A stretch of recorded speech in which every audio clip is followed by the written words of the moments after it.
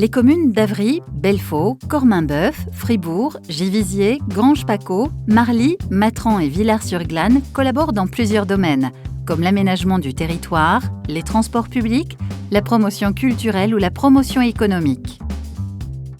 La collaboration entre ces communes touche de plus en plus de domaines et devient toujours plus complexe.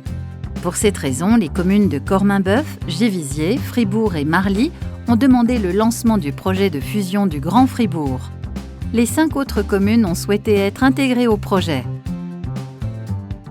En quoi consiste le projet de fusion du Grand Fribourg ?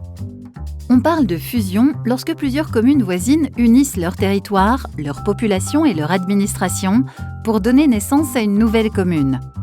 La nouvelle commune fusionnée s'appellera Fribourg en français et Freiburg en allemand. Le français sera la langue officielle.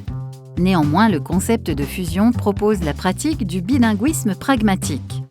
Celle-ci permet aux 8000 habitantes et habitants germanophones des 9 communes du périmètre fusionné de prendre part, dans leur langue maternelle, à la vie publique de la commune fusionnée.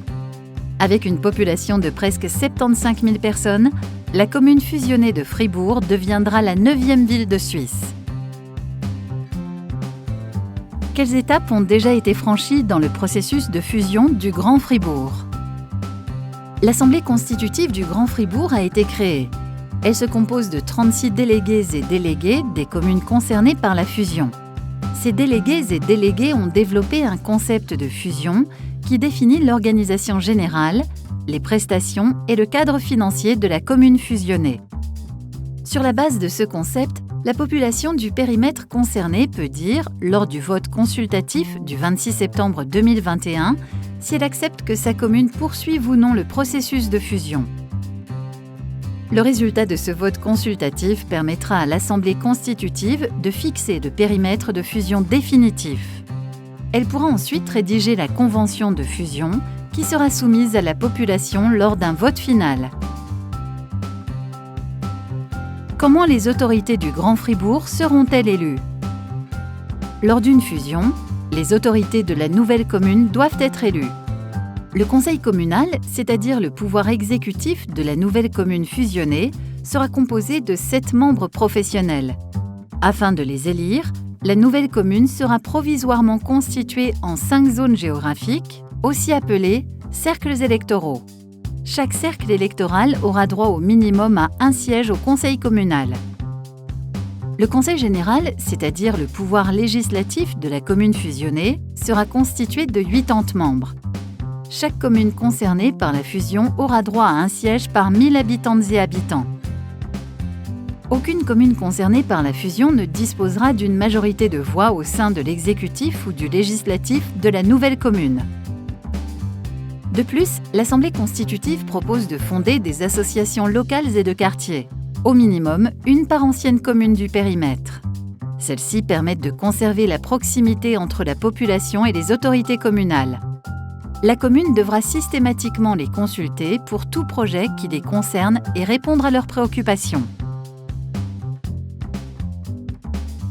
Quels sont les arguments en faveur de la fusion ? L'association Fusion 21 dit « En devenant la 9e ville de Suisse, Fribourg va renforcer son rôle de centre cantonal, ce qui va lui donner plus de poids au niveau économique et politique. La qualité de vie de la population va également augmenter. » La fusion permet au Grand Fribourg une stabilité financière à long terme. Avec un taux d'impôt compris entre 72% et 75%, d'importants projets peuvent être financés, par exemple dans le domaine des transports publics. Des tâches centrales telles que la mobilité ou la culture sont actuellement gérées par des associations de communes. Avec la fusion, ces tâches seront confiées aux autorités de la nouvelle commune qui sont élues démocratiquement. Cela améliore la transparence et le contrôle démocratique. Quels sont les arguments contre la fusion ?